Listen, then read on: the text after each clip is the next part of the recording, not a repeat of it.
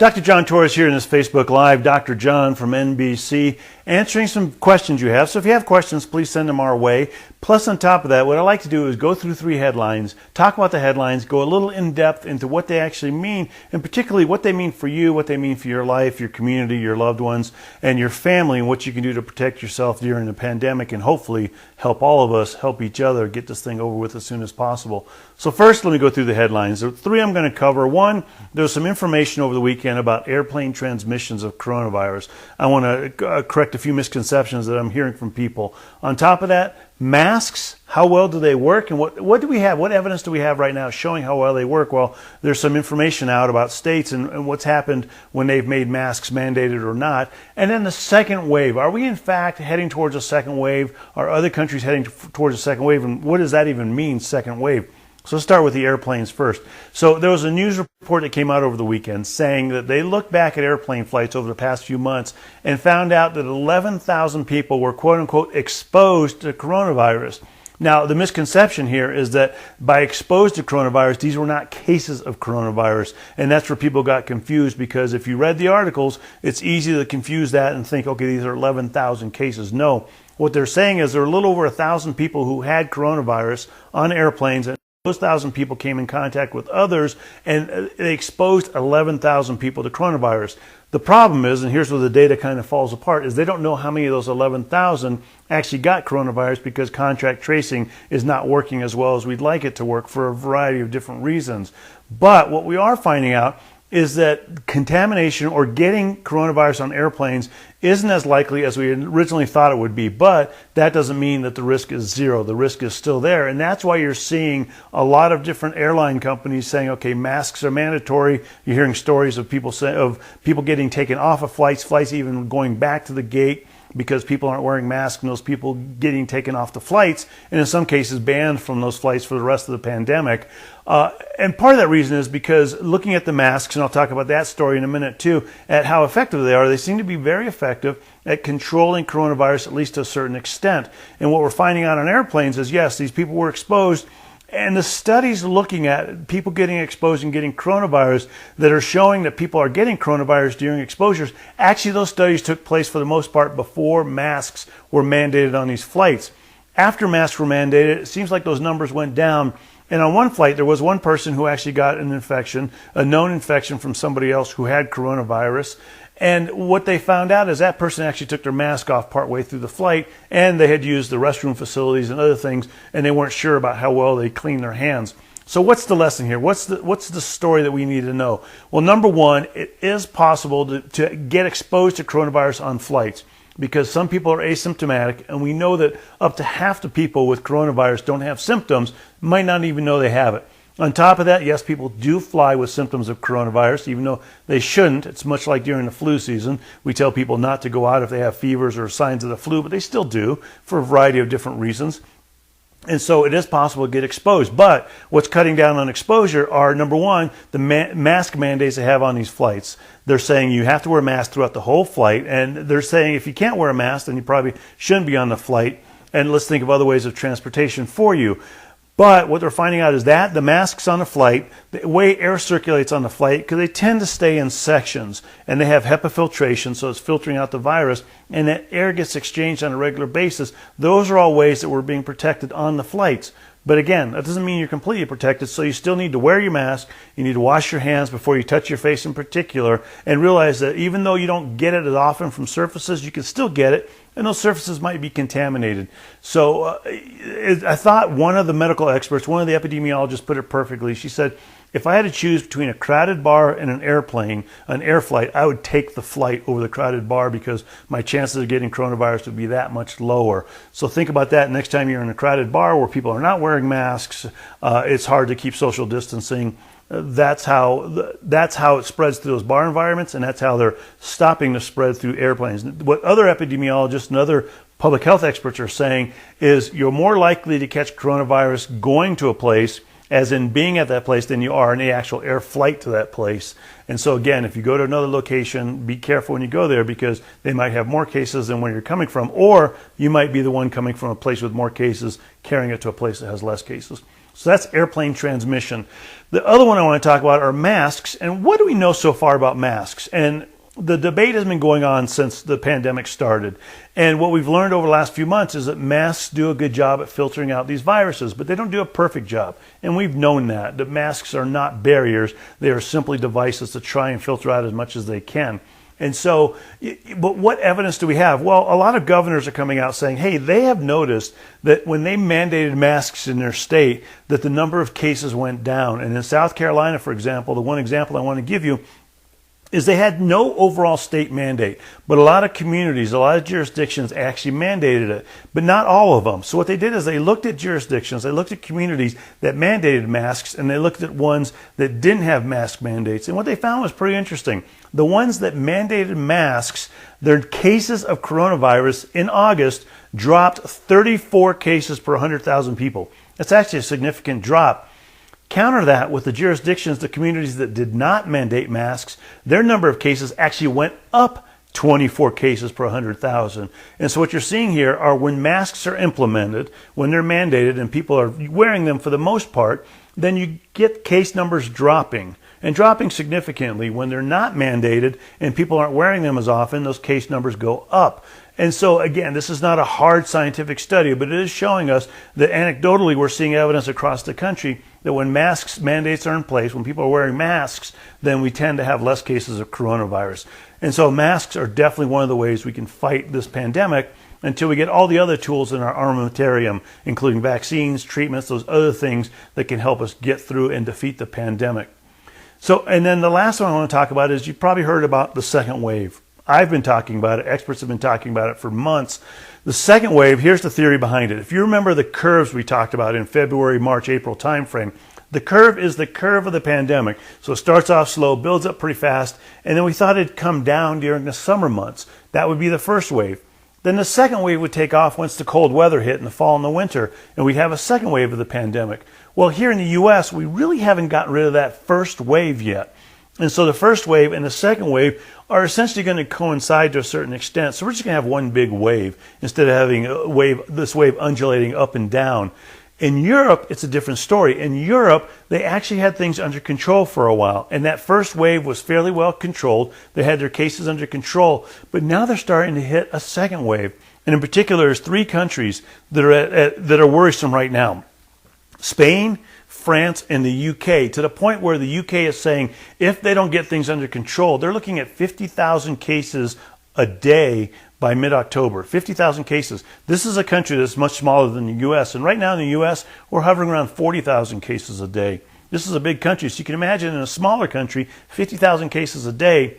That's a huge number of people with coronavirus, to the point where they're saying they might have to look at a second lockdown. In other words, they might have to close the whole country down, much like we did back in March and April timeframe, to try and get that under control. Part of what we're seeing here is in the countries that open up and tend to be more social countries, Spain and France, for example, that a lot of people ended up going to bars, going to other indoor locations, and even outdoor locations where they congregated, and they ended up not social distancing, not necessarily wearing their masks, and that's how these coronavirus cases are starting to creep up again. So they're saying we might have to look at a lockdown to keep it under control. The lessons there for us here in the U.S. are, even as things are starting to open up, even as we're starting to get these under control, the cases under control to a certain extent, we still need to be careful. And that still means the 4 W's, and I know I say this all the time, and sometimes people roll their eyes, but it's wear a mask, watch your distance, wash your hands and windows. Open windows, get that fresh air out, going through the building you're in or the room you're in. If you can do stuff outside versus indoors, perfect. That's even better. So go ahead and try and do that. So those are the things you can do to help yourself out and hopefully prevent us. Maybe we can end this first wave before the second wave starts, and maybe we can make sure we blunt that second wave, flatten the curve as we used to talk about, and hopefully that's something we can do going forward here. But going over the headlines real quick before I answer questions. Again, airplane transmission, you might have heard the headline about 11,000 exposed. Does not mean they had coronavirus, it means they were exposed to somebody who did. But air flights, for the most part, are looking a lot safer than we thought they would be. Masks, states are showing us that in ones or state areas or areas that, communities that mandated masks, they've had a drop in cases versus communities that didn't. And so that's showing us that it looks like masks are working fairly well. And then the second wave. Here in the U.S., we're still in our first wave. Second wave might just coincide with that, whereas in Europe, they finished their first wave, but now they're heading right back into a second wave. because people got back to the old habits they had before coronavirus, and that's causing it to spread a lot faster than we thought or hoped it would. So now let me see if you have any questions. Who is deciding the priority of who gets vaccines first?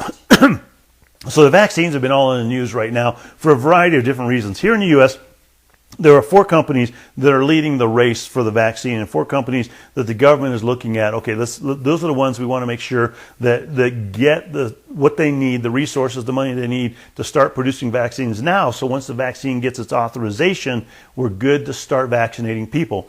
There's been a variety of timelines. Some people have said mid-October.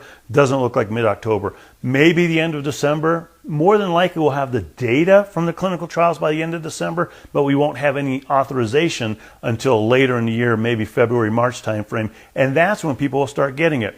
But the question is, 330 million people here in the U.S., you cannot vaccinate 330 million people all in one day. So how do you do it? How do you prioritize this? Especially with the understanding there'll probably be tens of millions of vaccines coming out initially, not the hundreds of millions we need, and so it's going to have to go in stages. Well, what's happened is Operation Warp Speed, which is the administration's committee to try and figure this out, is working with the CDC to try and say, okay, how do we do this? And the NIH, the National Institutes of Health. So what they've done is they've gotten this panel, this agency called the National Association of Sciences, and they said, okay, give us an idea of what you think. And they actually came out with a blueprint for what they're saying should be the phases. And here's what they had: 4 different phases.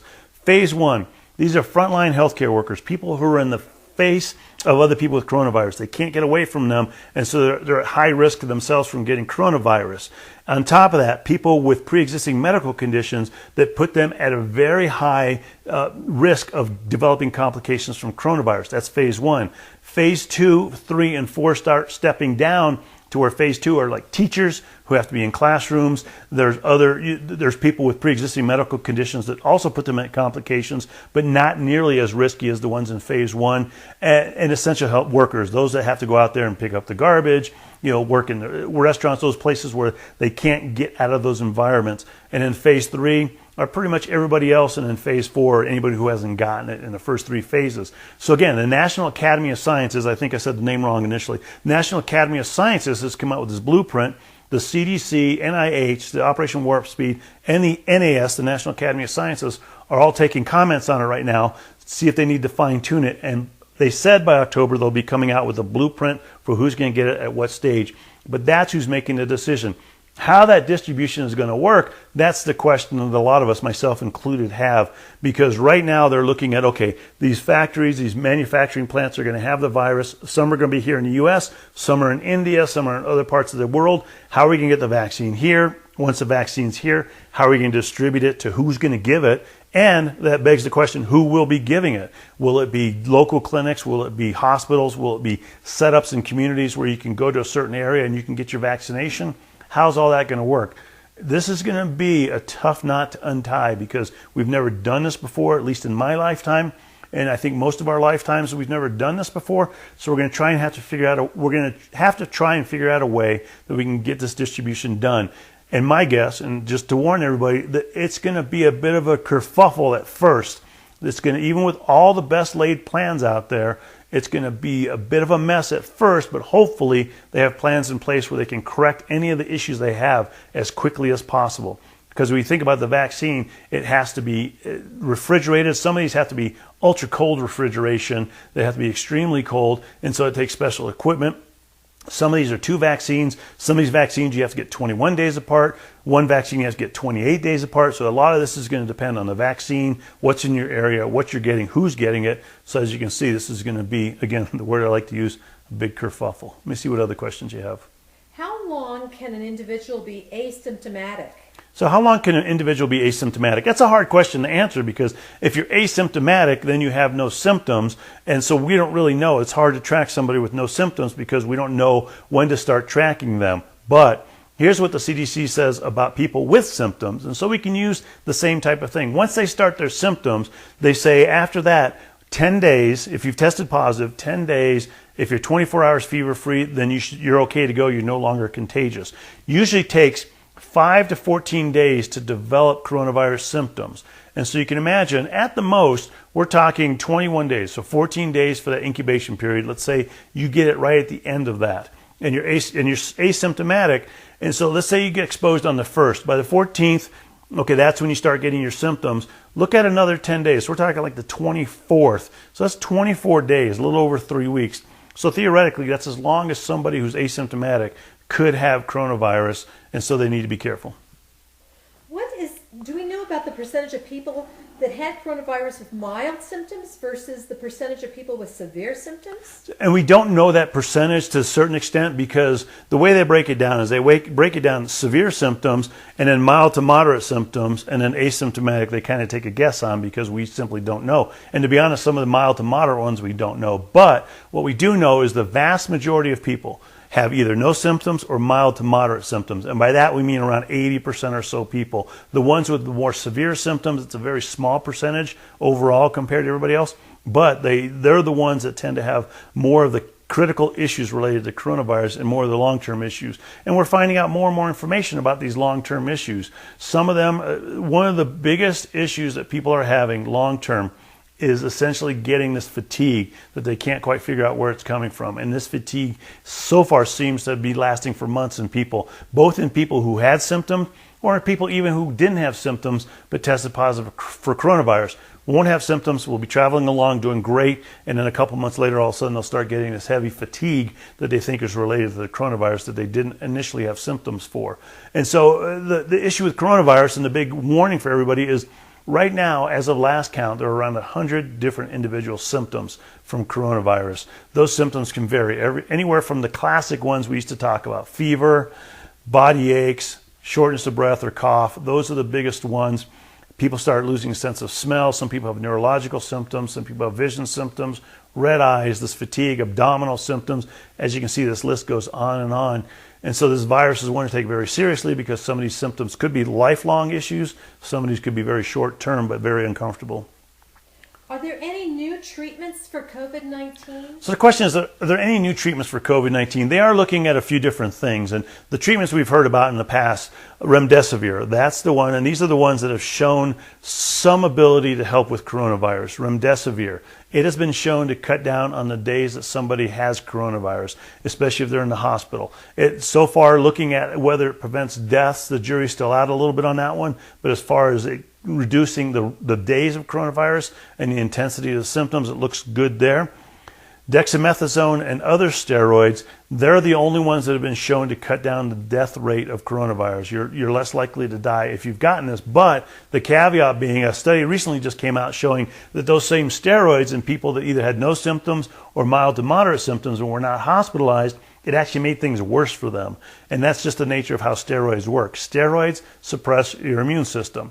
The reason it works for critically ill patients, especially those on ventilators, is because it reduces the chances of getting that cytokine storm that you probably heard about a couple of months ago that a lot of patients were unfortunately dying from. That cytokine storm is your immune system essentially going into overdrive and attacking your own body because it doesn't know how to handle this virus, so it just goes into overdrive to try and keep it under control. But in the process of doing that, it hurts your body. And that's why for critically ill patients, these steroids work, but for others, it will make things worse because it does suppress your immune system and won't allow it to fight off the virus in those early stages. So those are the ones so far that have looked pretty good. Another one they're looking at looks promising, but we still don't have all the information out, and so the jury's still out, is adding some rheumatoid arthritis type medications to remdesivir. And the theory there is that the rheumatoid arthritis medications help suppress the immune system while remdesivir helps take care of the virus. And so you're kind of getting a double punch there between the two to try and keep it under control. Theoretically makes sense, but they're still looking at it to find out if it in fact works. And like I tell people, we're trying to find out at what point it works, what dosing it works, who it works in, all those different questions that need to be answered before we start using them. But again, thank you so much for your questions. They've all been fantastic as usual. And to go over the headlines real briefly again, number one, airlines and flights. Headline said 11,000 people exposed. By that they mean that they were exposed, they didn't necessarily contract coronavirus. But what we're finding out is the airlines, for the most part, are fairly safe. But like anything else, like I tell people, the second you leave your own house, the risk goes up of contracting coronavirus. So you need to do what you need to do to stay safe. And on airlines, that means definitely wear a mask, wash your hands a lot, and follow their guidelines to keep you safe. But for the most part, airlines do a pretty good job. Masks, some states have mandated them. Some communities and states have mandated them. What we're finding out is that the governors of those areas are saying, hey, where I've mandated masks, or these communities where they've mandated masks, we've seen a drop in cases. Other areas, cases seem to be rising. So again, it's showing us anecdotally at least that masks seem to be working.